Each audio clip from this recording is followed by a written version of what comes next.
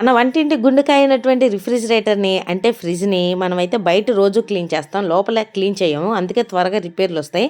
లోపల థింగ్స్ అన్ని ఎలా క్లీన్ చేసుకోవాలి ఏంటి అనే విషయాన్ని అయితే ఈ వీడియోలో పోస్ట్ చేస్తున్నాను. హాయ్ ఫ్రెండ్స్, ఈరోజైతే నేను పెద్ద ల్యాగ్ ఏం చేయకుండా మన ఇంట్లో ఉన్నటువంటి ఫ్రిడ్జ్ సర్దిపెట్టిని ఎలా క్లీన్ చేసుకోవాలి అనే ప్రాసెస్ని అయితే నేను చూపిస్తున్నాను. ఇది ఎవ్రీ 3 monthsకి ఒకసారి మనం అయితే ఇలా డీప్ క్లీన్ చేసుకోవాలి. అంతకుముందు మాకు ఫ్రిడ్జ్ ఉండేది, అది కూడా పాడైపోయింది. దానికి కారణం కూడా నేనే. అమ్మ వాళ్ళ ఫ్రిడ్జ్ కూడా ఒకటి పోగొట్టేశాను, దానికి కారణం కూడా నేనేను. ఎందుకు పోయింది ఏంటి అనే విషయాన్ని కూడా అయితే నేను మీతో షేర్ చేస్తాను. అమ్మ వాళ్ళు కొత్తది కొనుక్కున్నారు, ఈసారి నేను కొత్తది అయితే శాంసంగ్ కొన్నాను. ఈ శాంసంగ్ కూడా 5 stars రేటింగ్ ఉన్న ఫ్రిడ్జ్ని కొన్నాను. మేము బుక్ చేసాం, అప్పుడు 3 stars వచ్చింది. ఆ రోజు ఎందుకో నా కళ్ళు బాగా పనిచేసినాయి.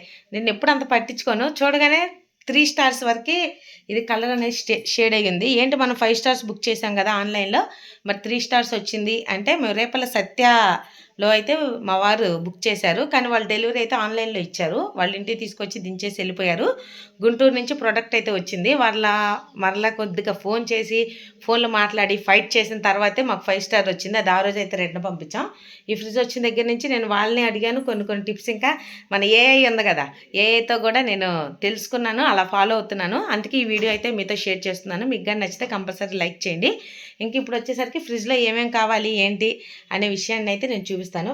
రకరకాల ఐటమ్స్తో అన్నిటితో అయితే నిండిపోతూ ఉంటాయి మన ఫ్రిడ్జ్లో. అలానే అయితే ఈసారి మా ఫ్రిడ్జ్లో ఈరోజు మష్రూమ్స్ ఉన్నాయి, అవి కూడా నేను మీతో అయితే చూపిస్తున్నాను. ఇక్కడ విషయం ఏంటంటే, నేను చెప్పొచ్చింది మన ఫ్రిడ్జ్లో ఈ విధంగా ఐస్ కడుతూ ఉంటుంది కదా. ఇలాంటి ఐస్ కట్టినప్పుడు మనం ఏం చేయాలంటే, ఏ అట్ల కర్రలు పెట్టో మరియు చాకులు పెట్టో పొడవకూడదు. అలా పొడిస్తే ఫ్రిడ్జ్లో ఉన్నటువంటి గ్యాస్ అనేది లీక్ అవడానికి మనమే హోప్ ఇచ్చినట్టు అవుతుంది, గ్యాస్ లీక్ అయిపోతుంది. గ్యాస్ మరలా కానీ మనం ఫిల్ చేయాలంటే 3 నుంచి 5,000 రూపాయల వరకు కాస్ట్ అవుతుంది. అవి చేసేవాళ్ళు కూడా త్వరగా అయితే మనకు దొరకరు. కాబట్టి ఇలా ఐస్ ఎక్కువగా అయినప్పుడు మనకు పక్కన ఉంటుంది కదా టెంపరేచర్ కంట్రోల్ అని బటన్, దాన్ని 0 degreesకి పెట్టి అక్కడ లోపల ఉన్నటువంటి బటన్ ఒకసారి ప్రెస్ చేయాలి. ప్రెస్ చేస్తే అది ఆటోమేటిక్గా లోపలికి వెళ్ళి ఇరుక్కుపోతుంది, బయటకు అయితే రాదు. ఎప్పుడైతే ఐస్ మొత్తం మెల్ట్ అయిపోతుందో అప్పుడే ఆ బటన్ అయితే మనకి బయటికి వస్తుంది. అలా ఆ బటన్ అయితే మనం ప్రెస్ చేసి ఫ్రిడ్జ్లో ఆన్లో పెట్టుకున్నా సరే ఫ్రిడ్జ్లో ఉన్నటువంటి ఐస్ మొత్తం కరిగిపోతుంది. ఫ్రిడ్జ్ స్విచ్ అయితే మనం కట్టేయాల్సినంత అవసరం లేదు. కానీ క్లీనింగ్ ప్రాసెస్ కానీ ఏదైనా చేయాలంటే ఫ్రిడ్జ్ స్విచ్ కట్టేసి దానికి ఉన్నటువంటి ప్లగ్ను కూడా పూర్తిగా తీసేయాలి. అప్పుడు మాత్రమే మనం ఫ్రిడ్జ్లో క్లీనింగ్ ప్రాసెస్ని పెట్టుకోవాలి. Without removing the plug you cannot do any work on refrigerator.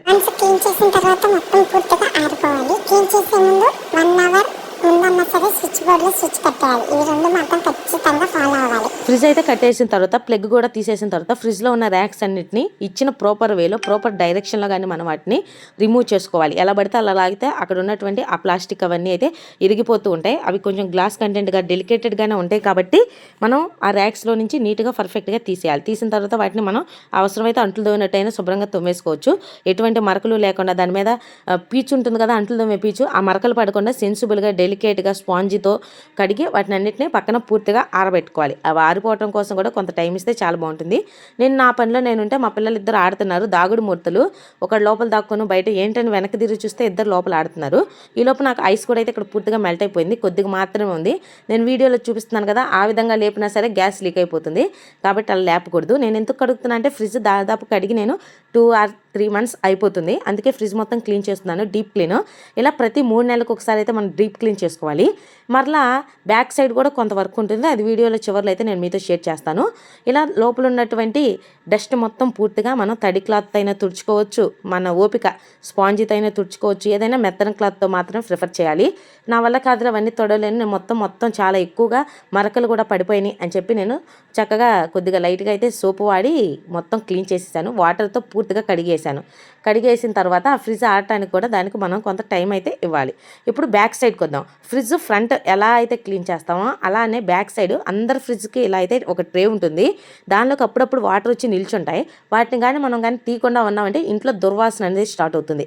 కాబట్టి దీంట్లో కానీ వాటర్ పద్దాకా చేరుతూ ఉంటే ప్రతి 15 daysకి ఒకసారి మనం క్లీన్ చేసుకోవాలి. మాకంటే ఇక్కడ ట్రే ఈజీగా రిమూవర్ వస్తుంది. కొన్నిటి స్క్రూస్ ఉంటాయి, స్క్రూ ఓడి తీసుకోవాలి. లేదు అంటే గుంట గట్ట పెట్టి వాటర్ని బయటకు తీసుకోవచ్చు, లేదు స్పాంజీ పెట్టైనా వాటర్ని బయటకు తీసుకునే మార్గాలు ఉంటాయి. దీని లోపల కూడా అయితే చాలా డస్ట్ ఉంటుంది, దాన్ని కూడా మనం పూర్తిగా మొత్తం క్లీన్ చేసుకోవాలి. తర్వాత దాని దగ్గర మోటార్ దగ్గర ఏమైనా నీళ్ళు ఏమైనా నిలిచినాయా, ఏమైనా తడుందా, మనం క్లీన్ చేసాం కదా అందుకు నీళ్లు నిలిచి ఉంటాయేమో అని చెప్పి ఆ నీళ్ళ మొత్తాన్ని పూర్తిగా అయితే తుడిచేసుకుని పూర్తిగా ఆరనివ్వాలి. ఆరనిచ్చి ఇప్పుడు ఏ ప్లేస్లో అయితే ర్యాక్స్ అన్నీ తీసామో అదే ప్లేస్లోకి ఆ ర్యాక్స్ని తిరిగి మళ్ళీ అదే పొజిషన్లోకి ఎక్కించడమే.